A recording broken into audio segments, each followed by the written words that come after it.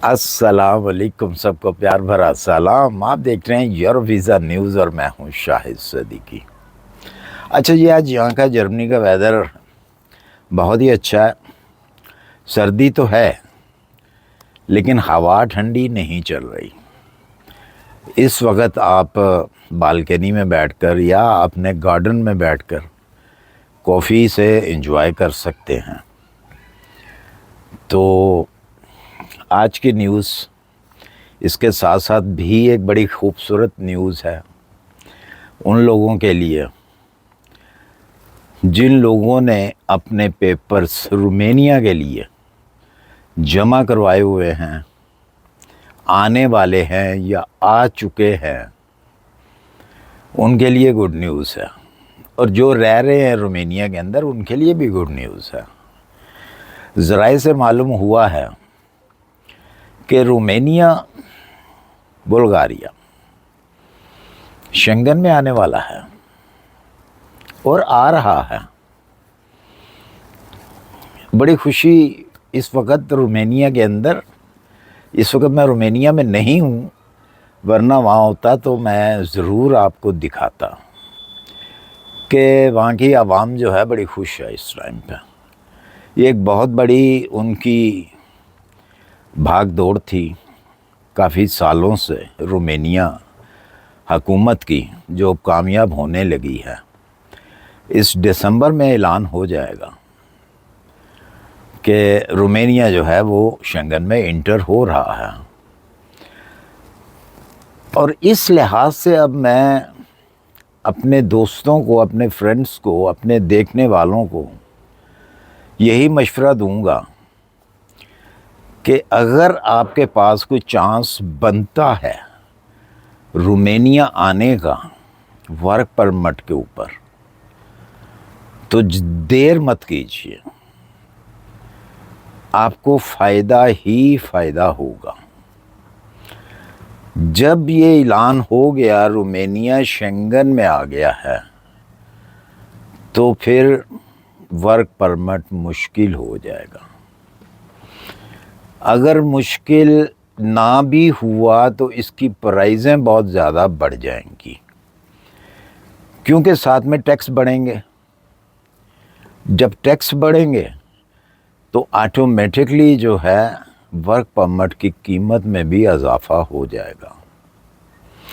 अच्छा जी, इसके साथ साथ एक और मैं बात बता दूं, ये भी मुझे बहुत सारे जो सवाल आए हुए हैं उन्हीं का ये एक हिस्सा है। हमारे जो भाई इंडिया में रहते हैं या जिनके वर्क परमिट रिजेक्ट हुए हैं, वीज़े रिजेक्ट हुए हैं इंडिया से, बहुत सारे लोग पूछ रहे हैं जी इसकी वजह क्या है कि 90%, 85% वीज़े जो हैं वो इंडिया से रोमानिया के रिजेक्ट हो रहे हैं। तो उसकी वजह सिर्फ़ और सिर्फ एक ही है कि जब इंसान को लालच पड़ जाती है किसी चीज़ की,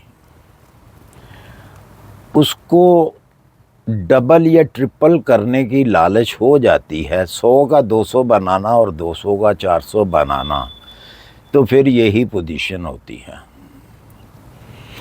इंडिया के जो एजेंट माफिया है उन्होंने फेक किस्म के वर्क परमिट लोगों को दिए हैं इंडिया में।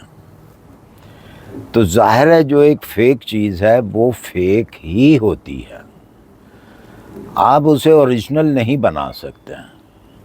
और ये जो रिजेक्ट हुए हैं, जो आप हर बंदा मुझे कह रहा है जी कि हमारा क्यों रिजेक्ट हुआ, बताएं कुछ, तो उसकी वजह ही सिर्फ यही है कि जब आप उस वर्क परमिट का टैक्स ही पे नहीं करेंगे तो खाली वो एक कागज़ का एक टुकड़ा होगा, उसके ऊपर आपको एम्बेसी किस तरीके से जो है वो वीज़ा स्टैम्प करेगी।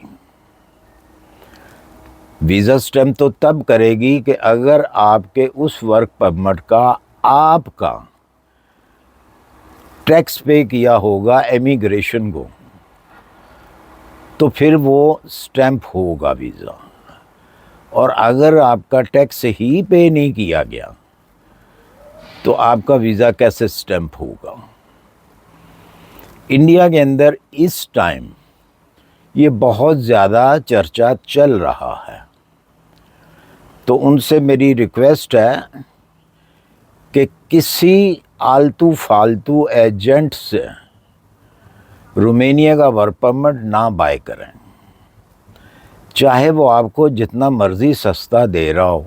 ये सस्ते की एक लालच देते हैं आपको कि अगर उसकी कीमत समझ लें कि 7,000 यूरो है तो आपको कहते हैं जी आप 3,000 यूरो दे दें, तो जाहिर सी बात है आप लालच में आएंगे, और जब आप लालच में आएंगे तो उस वक़्त मारे जाएंगे।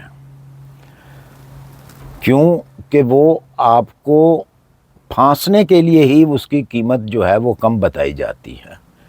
अगर वो ज़्यादा कीमत बताएंगे, उसकी या तो ओरिजिनल कीमत बताएंगे तो तब भी आप नहीं लेंगे।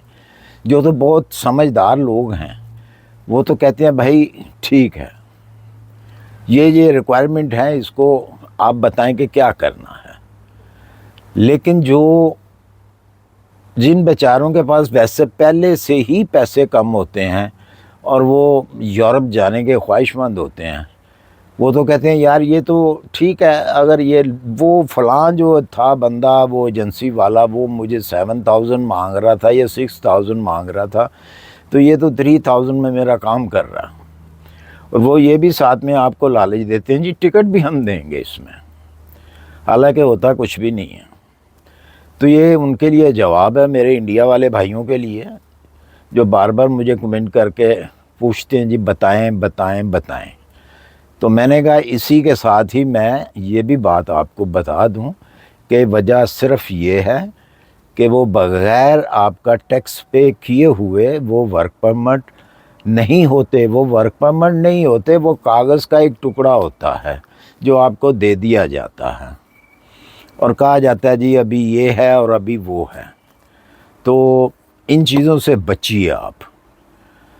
तो बहरहाल अपना ख्याल रखिए, इन चीज़ों के अंदर आपको अपना ख्याल रखना पड़ेगा, देखना पड़ेगा कि आपने कहाँ से वो वर्क परमिट ले रहे हैं।